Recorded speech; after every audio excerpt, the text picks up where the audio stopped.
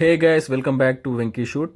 ఇప్పటిదాకా మీరు చూసినవన్నీ డిజై fly app ద్వారా మనం తీసిన క్విక్ షాట్స్. సో అది ఎలా తీయాలనేది ఇప్పుడు మీకు చూపిస్తాను. డిజై ఫ్లై యాప్లో ఇక్కడ ఫోటో మోడ్, వీడియో మోడ్, దాని తర్వాత క్విక్ షాట్ మోడ్ ఉంటుంది.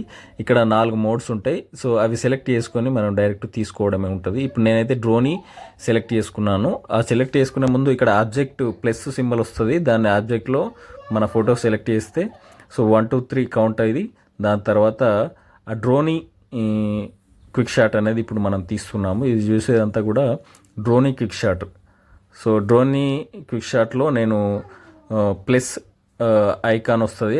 దాన్ని క్లిక్ చేసినట్టయితే మనకు ఏ ఆబ్జెక్ట్ అంటే మనిషి అయినా ఏదైనా దేన్ని తీయాలనుకుంటామో దాన్ని క్లిక్ చేసి పెడితే ఆ బాక్స్ సర్కిల్లో ఈ షాట్ అనేది రావడం జరుగుతుంది.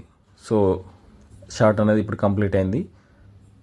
తర్వాత నెక్స్ట్ వచ్చేసి నేను రాకెట్ షాట్ తీద్దాం అనుకుంటున్నాను. రాకెట్ షాట్ క్లిక్ చేశాను. తర్వాత దీనికి కూడా సేమ్ ప్లస్ సింబల్ వస్తుంది.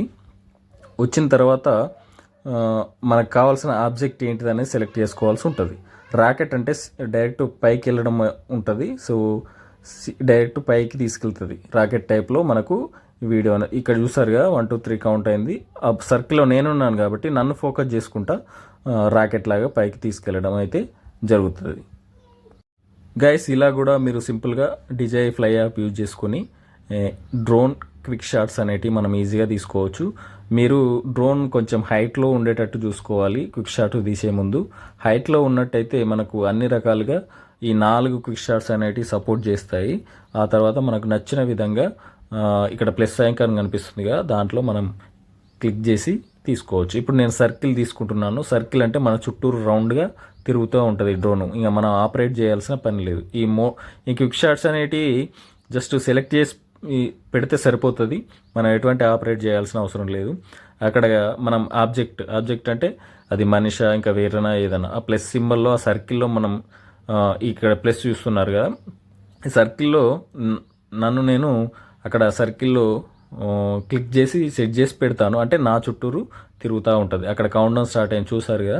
ఇప్పుడు నా సర్కిల్ అంటే నా చుట్టూరు సర్కిల్ అనేది కొట్టడం జరుగుతుంది. సో డ్రోన్ షాట్స్లో ఇది సర్కిల్ షాట్ అంటారు.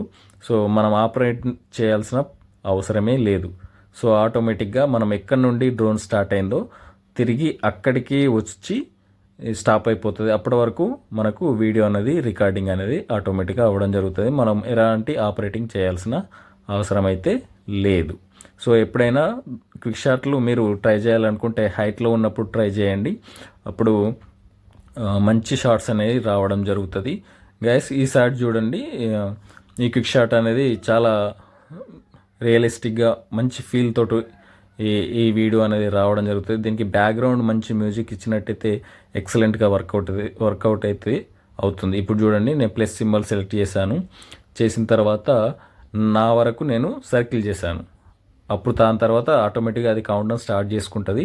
చేసుకున్న తర్వాత నా చుట్టూరు అనేది ఈ సర్కిల్ టైప్లో హైగా వెళ్ళడం జరుగుతుంది. సో ఈ 4 మోడ్స్ అనేది క్విక్ షాట్స్ మనం డిజై ఫ్లై యాప్ యూజ్ చేసి ఈ 4 అనేది మనం క్విక్ షాట్స్ తీసుకోవచ్చు.